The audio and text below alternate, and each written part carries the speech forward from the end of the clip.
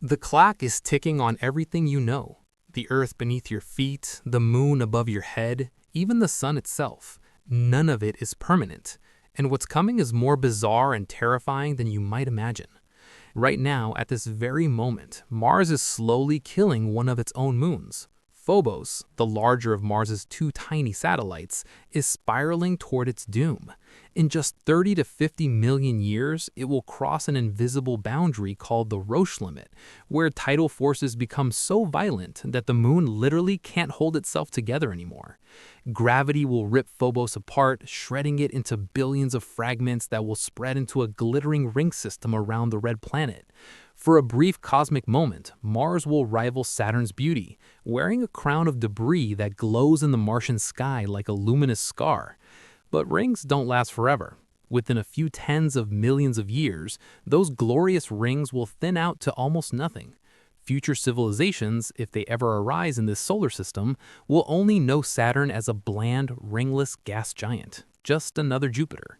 But Earth's transformation will be far more personal, far more tragic. The moon, our constant companion for over 4 billion years, is abandoning us. It's drifting away at about 3.8 centimeters per year, a slow motion goodbye that seems harmless now, but has devastating consequences. In 500 to 600 million years, the moon will have receded far enough that it can no longer completely cover the sun's disk during an eclipse. Total solar eclipses, those moments of cosmic perfection when day turns to night and the sun's corona blazes around the black circle of the moon, will become physically impossible. Only annular eclipses will remain, where a ring of sunlight surrounds the moon's silhouette. Humanity, or whatever comes after us, will never again experience the primal awe of totality. And that's just the beginning of Earth's nightmare. Around 600 to 800 million years from now, the sun's gradually increasing brightness will cross a fatal threshold. It will become hot enough to accelerate the weathering of rocks, which pulls carbon dioxide out of the atmosphere and locks it away in minerals. CO2 levels will plummet below the minimum needed for photosynthesis. Plants will starve. Without plants, ecosystems will collapse in a cascading extinction that makes every previous mass extinction look trivial. Animals will vanish, insects will disappear, only the hardiest microbes will cling to existence in the last habitable refuges, deep underground, in polar ice, in the depths of the dying oceans. By 1 billion years from now, even those oceans will be gone. The sun's luminosity will have increased by 10%, enough to trigger a runaway greenhouse effect that Earth cannot escape. Surface temperatures will soar.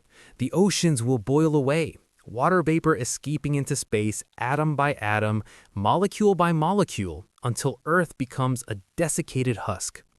Our blue marble will turn brown, then gray, then baked and lifeless. Mars, already dead, will die again. Between 2 and 3 billion years in the future, the strengthening solar wind will strip away whatever wisps of atmosphere the red planet still possesses. With no magnetic field to shield it, Mars will be scoured clean, leaving nothing but cold rock under a black sky. Earth's suffering continues. Volcanic outgassing will pump carbon dioxide and sulfur compounds into the thickening atmosphere, driving surface temperatures to 400 degrees Celsius or higher. Sulfuric acid clouds will shroud the planet in perpetual yellow haze, creating a pressure cooker environment where nothing remotely Earth-like can survive. We'll have become Venus. 3.5 billion years from now, even that hellish atmosphere will vanish when Earth's core finally cools enough to shut down the magnetic field, exposing the atmosphere to the relentless solar wind that will tear it away entirely. But the solar system's story doesn't end with slow decay. Between 4 and 5 billion years from now, something extraordinary might happen, though recent research suggests it's less certain than we thought. The Andromeda galaxy, currently 2.5 million light-years away, is racing toward us at about 110 kilometers per second. For decades, astronomers assumed a direct collision was inevitable. If it happens, the night sky will transform beyond recognition. Andromeda will grow larger and larger until it dominates the heavens, then merge with the Milky Way in a chaotic dance of gravity and light. Stars will be flung into new orbits. Gas clouds will collide and ignite with furious star formation.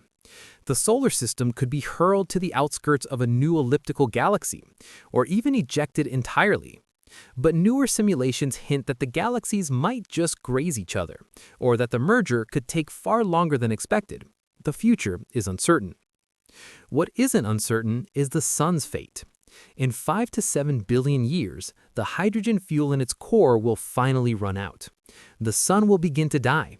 It will swell into a red giant, expanding to 250 times its current diameter, maybe more. Mercury will be engulfed and vaporized. Venus will follow. Earth might be swallowed too, or it might barely survive by being pushed into a wider orbit as the sun loses mass. But survival is a generous word for a world with a molten surface and no atmosphere, baked to incandescence by a bloated, dying star. Then, around 7.8 billion years from now, the end comes. The sun will shed its outer layers in a series of violent pulses, creating a glowing shell of gas called a planetary nebula that will expand and fade over tens of thousands of years. What's left behind is the core, a white dwarf the size of Earth but with half the sun's original mass, compressed to unimaginable density. It will shine with stored thermal energy, gradually cooling over timescales that dwarf the current age of the universe. The surviving outer planets, Jupiter, Saturn, Uranus, Neptune, will drift outward into new, colder orbits as the sun's mass loss weakens its gravitational grip. They'll orbit a fading ember in a dark, frozen graveyard. And then comes the longest chapter of all.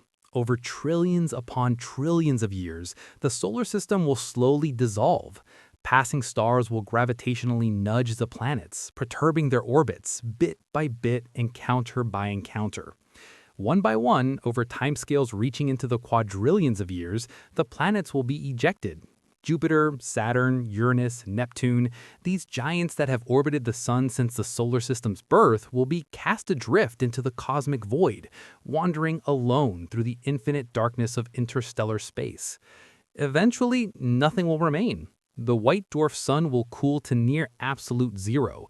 The planets will be gone. The solar system, this island of warmth and motion and complexity, will have dissolved completely into the dark.